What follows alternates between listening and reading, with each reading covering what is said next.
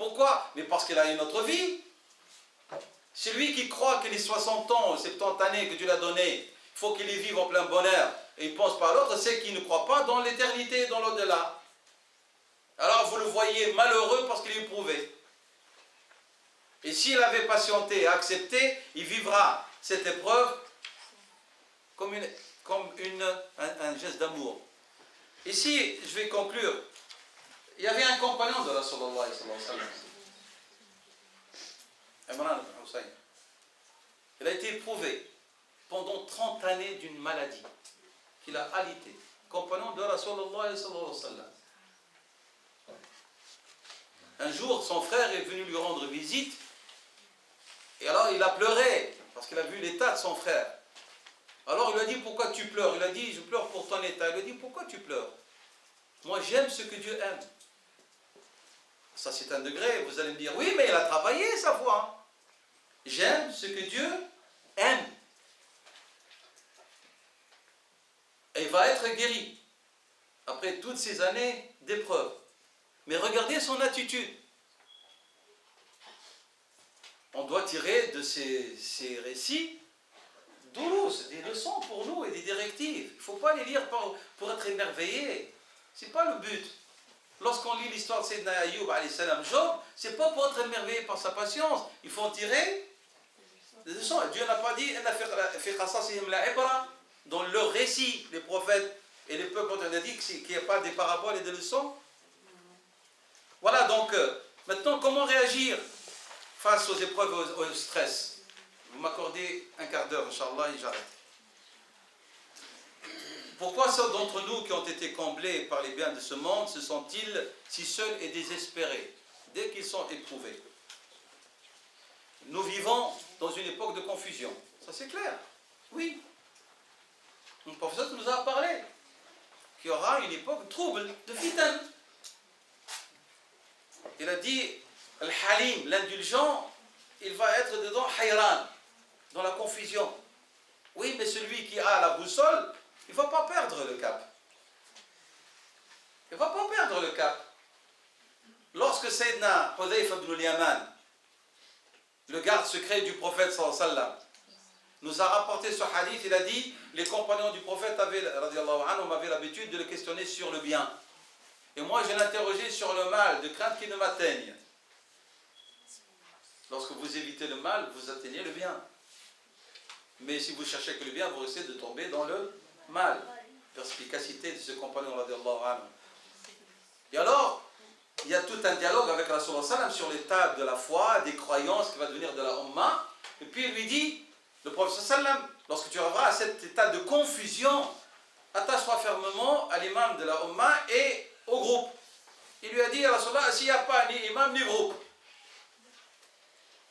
Nous posons cette question parfois. Pêle-mêle, confusion, tellement de groupes, tellement de gens que chacun prétend connaître la vérité. Hada Amir al-Mu'minin, hada Khalifat al-Muslimin, hada je sais pas quoi. On a tout. C'est un amir dans un groupe, il se dit amir, il veut que tout le monde l'obéisse, aveuglement, pas de discussion. Chacun il détient la vérité, la confusion absolue. Il ne lui a pas dit, ça y est, t'es perdu. Non, il lui a dit, même si tu vas rester seul, isolé, mordant sur un arbre, tronc d'arbre jusqu'à ce que l'heure t'atteigne, fais-le. Fermeté. Fermeté dans le cheminement, dans l'attachement aux valeurs, aux principes. C'est ça ce qu'a dit Rasulullah à son compagnon.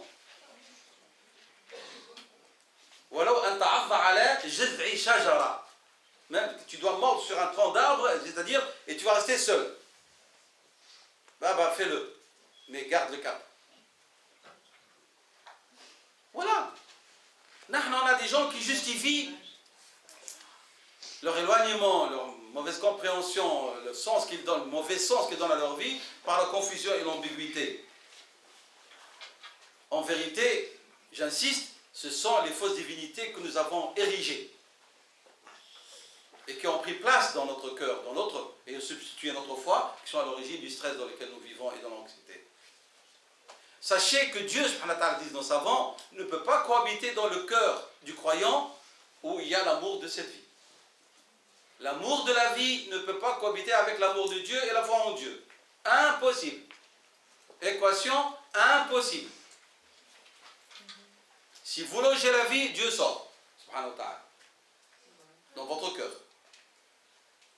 Ben oui, le prophète n'a pas dit, sallallahu ne nous a pas demandé clairement de faire de cette vie une monture pour l'au-delà et de la garder dans notre main et de ne pas le loger dans nos cœurs.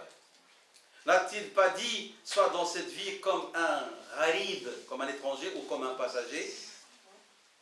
N'a-t-il pas dit, sallallahu alayhi wa sallam, mon exemple dans cette vie comme un homme en voyage qui s'est arrêté à mi-chemin et s'est reposé à l'ombre d'un arbre, puis après s'être reposé, il a continué son chemin? L'arbre où il s'est reposé, c'était la vie d'ici-bas. Et son chemin, c'est son cheminement vers l'au-delà. C'est ça le sens.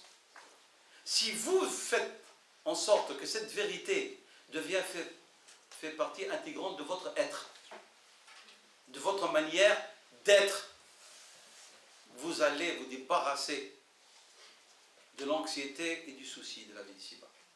C'est possible d'y arriver ou... Bien sûr. Le Coran, pour qui il est descendu? Le Coran est descendu pour Rasulullah. Rasulullah, il était infaillible, masoum. Il était masoum. Il avait la qualité de l'isma, de l'infaillibilité. Le Coran a été révélé aux gens faillibles comme toi et moi. Et les versets que j'ai cités, comment est-ce qu'elles commencent? Comment est-ce qu'ils commencent les versets? Est-ce que pas Ya ayyuhalladhina amanu, oh les croyants? Il s'adresse aux croyants. Le Coran s'adresse aux croyants. Et le Coran est une vérité éternelle jusqu'à la fin des temps. Il n'a pas exclu le 21e siècle du calcul. En islam, la réponse est remarquablement simple. Nous devons nous tourner vers notre Créateur. Car Dieu sait ce qu'il y a de meilleur pour sa création. Il connaît la perfection et il connaît le schéma humain, subhanahu wa ta'ala.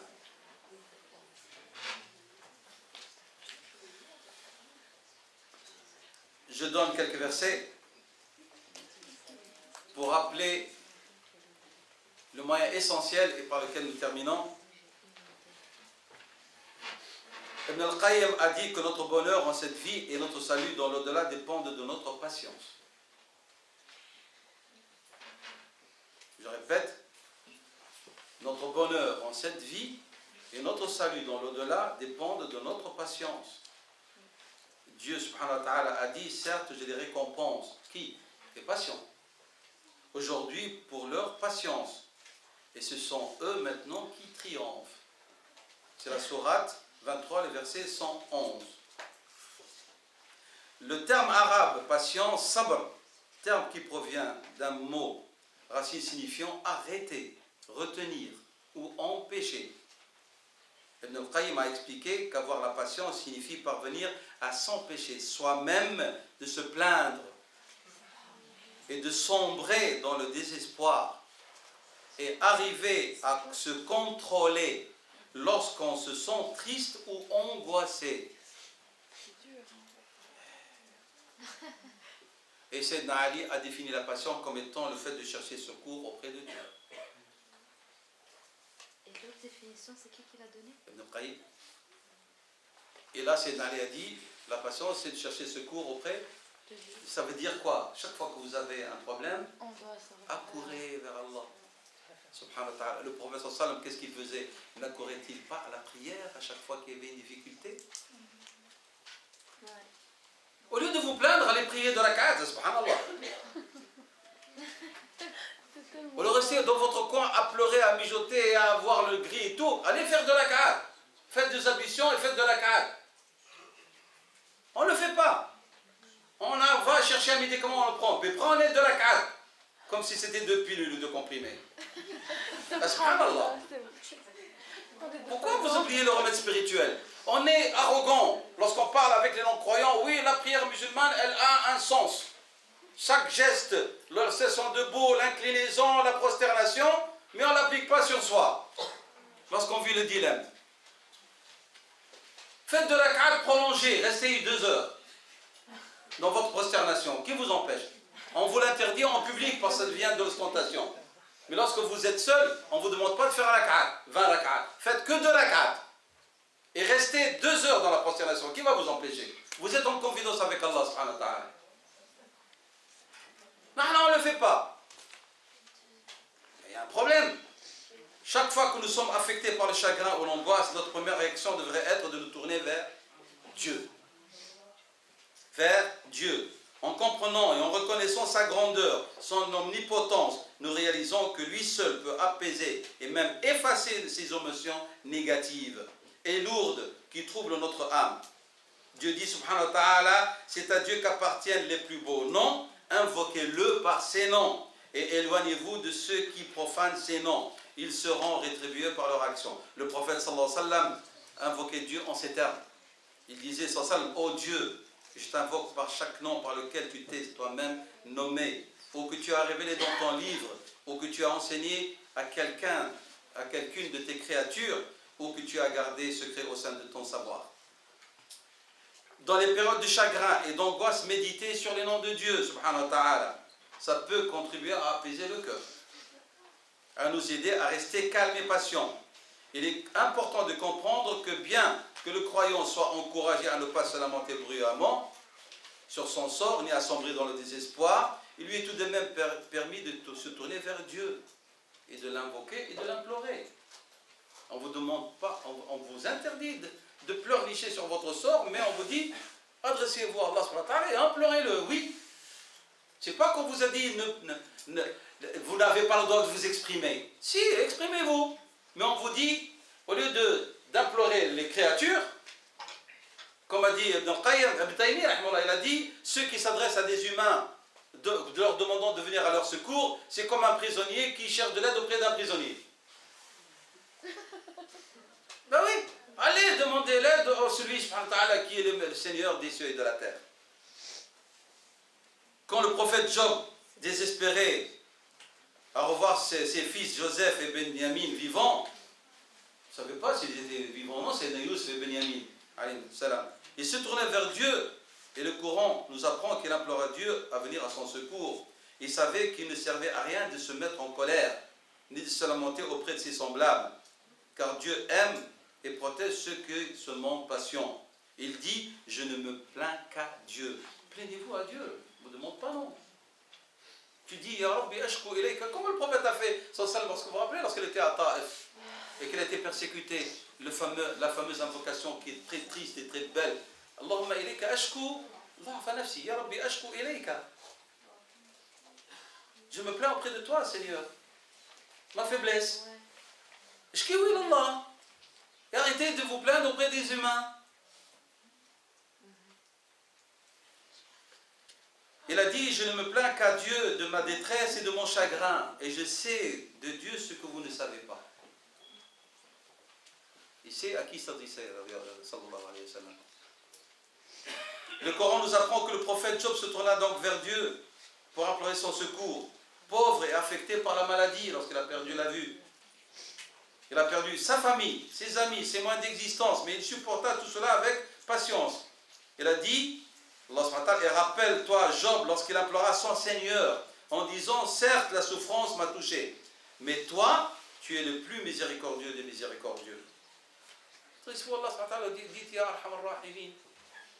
Et répétez-la, et répétez-la, et répétez-la. La patience, c'est accepter ce qui est hors de notre contrôle. C'est ça la vraie patience. Ce qui est sous votre contrôle, je ne dis c'est pas de la patience. La patience, la vraie patience, c'est ce qui échappe à votre contrôle et vous le maîtrisez. Mais pour trouver vos ressourcer, adressez-vous à Dieu pour vous donner ces moyens de ressourcement. Cela ne signifie aucunement que nous devons rester inactifs et laisser les choses aller. Cela signifie plutôt que nous devons nous efforcer de nous soumettre à Dieu dans tous les aspects de notre vie, travail, loisirs, famille.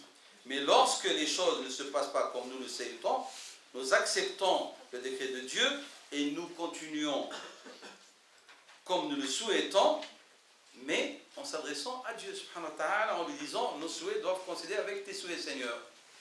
La patience est difficile, elle ne vient pas toujours naturellement. Ça c'est clair. Et c'est pour ça que notre professeur nous a demandé le sabr. C'est un apprentissage. Il a dit, as-sabr bit-tasabburi. Tu veux devenir patient? Apprends-toi à être patient. Je m'exerce. Wal-hilmu bit-tahallumi. Tu veux devenir quelqu'un d'indulgent, qui pardonne à ceux qui vous ont offensé et fait du tort? C'est un travail qu'on le fait. Il y a comme quelqu'un qui apprend à marcher, le petit. Comme la connaissance dont vous voulez devenir, que vous voulez maîtriser. Est-ce que vous allez la maîtriser du jour au lendemain? Non. Le sabr, c'est un apprentissage aussi. C'est un apprentissage. Ça ne vient pas d'un coup comme ça n'existe pas. Et devenir indulgent et ne plus se sentir touché par les critiques et par les offenses, c'est un travail qu'on se fait. Et c'est le véridique sallallahu alayhi wa sallam qui l'a dit. Il a dit as-sabru bit-tasabburi wal-hilmu bit-tahallumi. Il veut dire bit-ta'allum. On apprend à être patient. On apprend à être indulgent. C'est du travail. Ce n'est pas du jour au lendemain. Mais si vous êtes sincère et vous prenez les démarches et vous suivez les commandements d'Allah et de son prophète, vous allez sentir votre vie, comment est-ce qu'elle va être modifiée et comment vous allez réagir face aux épreuves et face aussi aux bienfaits. Vous n'allez pas être quelqu'un qui se met dans un état de joie. Parce qu'Allah il n'aime pas Allah, les gens qui sont trop joyeux face aux bienfaits, comme il n'aime pas les gens qui sont désespèrent face au malheur ou à l'épreuve. Voilà, أسأل الله سبحانه وتعالى أن يجعلني وإياكم ممن يستمعون القول فيتبعون أحسنه. اللهم اجعلنا من الصابرين واجعلنا اللهم من عتقائك من المقبولين. Et sachez, comme a dit Rasul sallam, le croyant fort est meilleur que le croyant faible. Et dans tous les deux, il y a du bien. Il y a du bien. Parce qu'il y a l'iman dans les deux. Walakin al-qawi, le fort par sa foi, on ne parle pas le fort physiquement. Hein. Il est meilleur, il est meilleur et plus aimé par Dieu subhanahu wa ta'ala que le croyant faible. Et il y a un savant musulman a dit, le croyant fort est l'expression de la volonté de Dieu de son décret. Et le croyant faible, il justifie sa passivité par les décrets de Dieu, par le qada wa qadar. Le croyant fort, huwa qada'ullahi wa qadaruhu. Et le faible, Allah qadar. Il y a une différence entre les deux attitudes due à la qualité de la foi de l'un et de l'autre. Wallahu a'lam.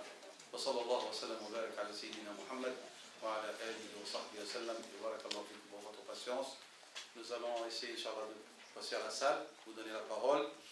Mais une remarque, Allah yaftah alaykum, soyez méthodiques, ne m'emmenez pas sur d'autres débats que celui de notre présence. Voilà.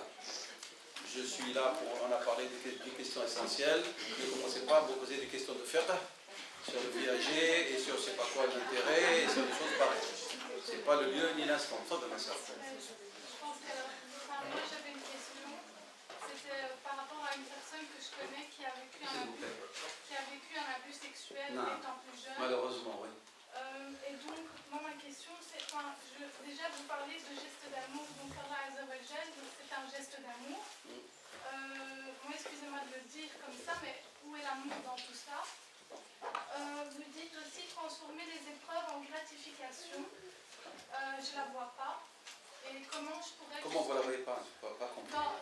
Dans le fait que la personne a été éprouvée par un abus, vous comprenez, et donc voilà, c'est pas comme si elle avait perdu sa maison ou... Dieu dans le Coran, lorsqu'il a parlé de l'épreuve, il a parlé en vous-même, dans vos enfants et en vos biens. Il n'a pas parlé uniquement dans les biens et dans la maison. Il a parlé de l'épreuve qui peut passer par n'importe quelle sorte d'épreuve. Maintenant, rappelez-vous, nous avons dit que lorsqu'il y a épreuve, nous n'avons pas dit qu'il y a une activité et une action. Dans cette situation-là, en islam, il y a une justice et normalement qui doit aller d'une manière sévère et mettre cette personne en état de nuire, ça c'est clair. Je parle de l'islam, il ne faut pas mettre sur le dos de l'islam le fait qu'il n'y a plus de communauté musulmane ni de justice musulmane. Ça n'a rien à voir avec le Coran, ni avec les prophètes, ça c'est les musulmans qui doivent l'assumer avec leurs bêtises à travers l'histoire. Depuis qu'ils ont accepté l'injustice et la tyrannie, ils vivent toutes ces situations. Donc il ne faut pas mettre en cause le Coran et ses préceptes et ses directives. Il faut faire la différence entre la loi révélée et entre les musulmans et leur manière de se comporter face au commandement de Dieu.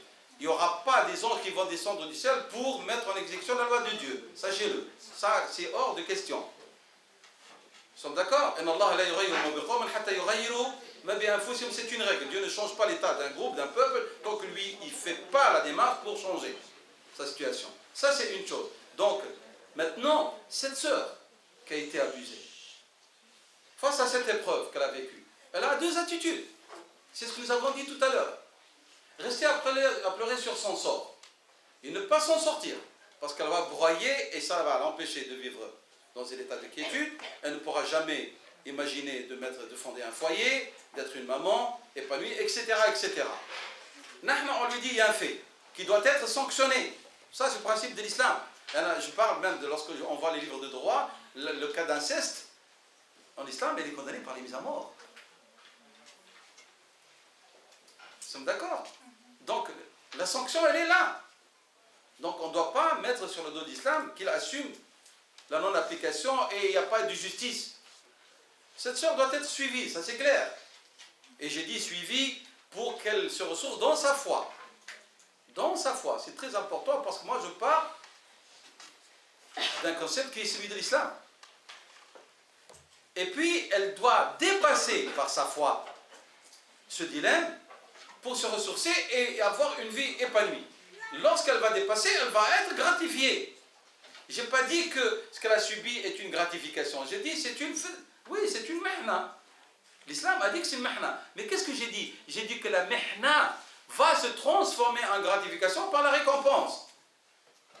C'est là la situation de la sœur. Vous me dites tu es l'amour. Quel amour? Moi je n'ai pas parlé d'amour dans cette situation ici. Lorsque j'ai parlé de la minha et de la mihna, j'ai parlé de la gratification dans le sens de la récompense qui va transformer l'épreuve en source de récompense de la part de Dieu. Et puis j'ai dit après, plus loin, que Dieu peut éprouver aussi par amour. Mais je n'ai pas dit que toute l'épreuve, elle est uniquement par amour, je n'ai pas dit ça. Il faut saisir les nuances entre mon discours. Donc je n'ai pas combiné entre les deux. Il ne faut pas les combiner comme vous avez fait. Hein. Non, oui, moi j'ai été cash, mais... Non, il faut suivre le cheminement. Et même j'ai parlé, j'ai dit, et que Dieu peut éprouver même les égarés comme rappel. Parce que le hadith aussi dit, فَإِنْ عَصَوْنِي, s'ils me désobéissent, فَأَنَا طَبِيبُهُمْ. Je suis leur médecin et je vais les soigner. Par le rappel. Il y a ceux qui se rappellent, et il y a ceux qui continuent, c'est leur choix et leur volonté qu'ils doivent assumer. Ça va? Wallahu a'lam. Maintenant, ici, j'aimerais bien soulever, puisque vous avez soulevé cette question, j'ai reçu une interpellation d'une sœur qui a été abusée. Et elle me posait la question, et moi je suis méthodique, je reste dans le cadre du questionnement. Est-ce que j'en parle à mon futur époux? Je lui ai dit de ne pas en parler. Alors on a réagi, on m'a dit, mais c'est une frustration s'il ne parle pas. J'ai dit, parce que vous ne connaissez pas la réalité de la communauté et le niveau de leur prise de conscience par rapport à cette injustice subie et qu'on va l'acculer par tous les torts. Alors, Dieu solutionner, elle va encore... J'ai dit donc, n'en parlez pas, et j'ai fait un rapprochement avec cette fille qui avait commis l'adultère, la fornication par erreur, et puis s'est repentie au temps de Sayyidina Omar, et elle est devenue un modèle de piété. Une famille honorable, pieuse, ont entendu parler de cette fille, ils sont venus la demander à leur enfant pour ses qualités morales. Le père, par souci, il est allé Sayyidina Omar qui était le Amir al-Mu'minin, il dit à Amir al-Mu'minin, voilà, une telle, ils sont devenus demander la main de notre fille, mais elle a commis ceci à un certain moment, et elle s'est coupé les veines pour se suicider, tellement elle était désespérée, et on l'a sauvée, maman propice, et puis, alhamdoulilah, elle est devenue un modèle de piété. Dois-je en parler de son passé à ces gens? C'est normal, lui a dit, tu la maries comme une fille pieuse. Et si tu parles de son passé, je te faudrai, lui a dit, je te donnerai un châtiment exemplaire. Je suis parti de ce principe parce que beaucoup de frères et surtout de sœurs, naïves et gentilles, honnêtes, elle dit, je veux marier, est-ce que je parle à mon fiancé de ce que j'ai fait? En islam, déjà un principe, ce que vous avez commis et que Dieu a voilé, ne le dévoilez à personne, c'est une affaire entre vous et Allah subhanahu wa ta'ala. Et celui qui prétend d'entre nous, hommes ou femmes, qu'il est clean et qui n'a jamais été poussé par le vent, est un menteur. C'est clair? Et Dieu subhanahu wa ta'ala, par ses excellences, il s'appelle Al-Ghaffar ou Al-Ghafour. Les humains, ils ne sont pas pardonneurs. premier litige entre elle et lui, il va lui sortir ce qu'elle lui a dit. Tandis que Dieu a dit. Et c'est une règle chez les savants musulmans, on n'en parle pas. Moi, donc, j'ai parlé à cette sœur, j'ai donné ce conseil dans ce contexte-là. Je n'ai pas parlé d'une thérapie ni rien du tout. Elle m'a posé, est-ce que j'en parle? J'ai dit non, ne parlez pas.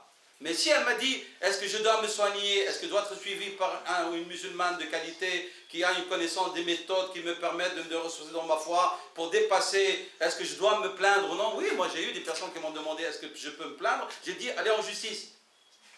Une sœur pour sa petite fille qui a été violée par un oncle, j'ai dit, vous devez aller en justice. On s'en fout des liens de parenté parce que cette fille, elle va vivre avec ça toute sa vie, elle va être détruite. C'est clair? Donc il ne faut pas mélanger mon discours. Lorsque moi je parle dans un contexte, puis je vous donne un autre. C'est pour ça que j'ai dit il faut rester méthodique, c'est très important, les mots, ils ont leur sens. Wallahu a'lam. Un autre questionnement ou un rajout? Moi j'aimerais bien, alors pour continuer dans ce sens-là, en tant qu'enseignante, moi j'ai déjà été confrontée à ce cas de figure-là. Et alors la personne, l'enfant, va me poser la question justement, alors pourquoi Allah il a permis ça? Qu'est-ce que moi j'ai fait en tant qu'enfant?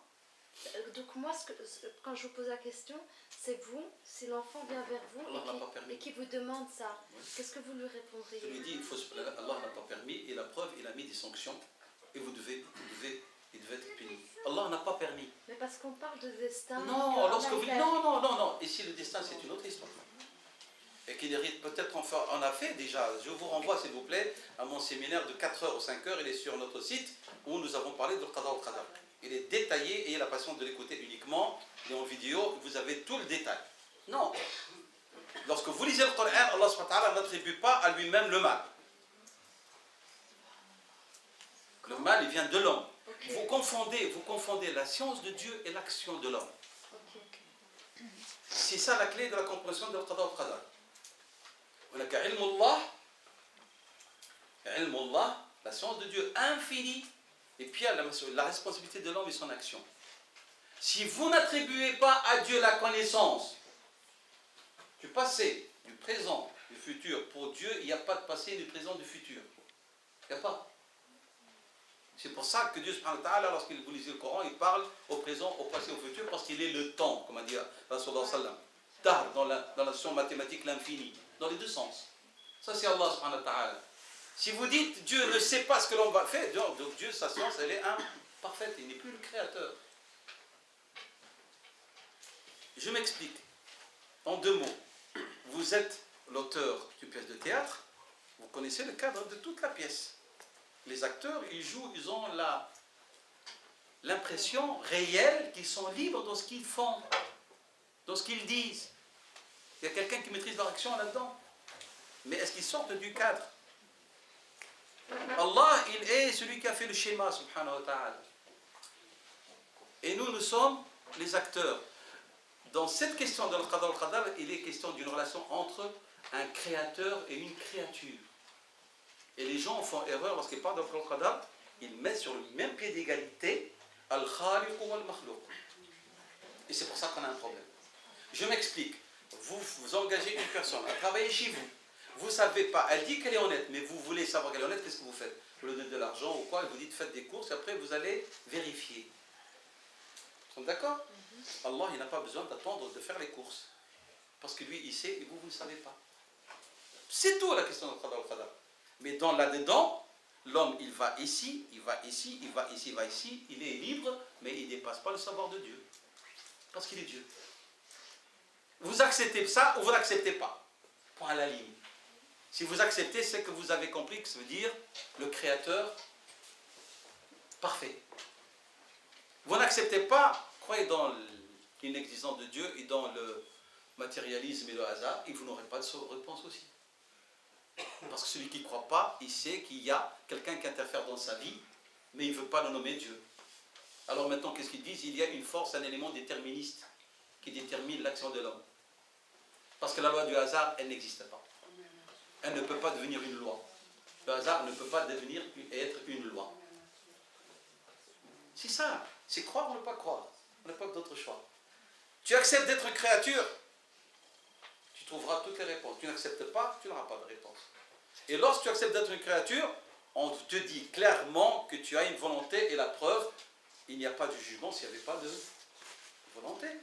Ils sont exclus du jugement les enfants en bas âge et les fous. Parce qu'ils n'ont pas la volonté d'agir.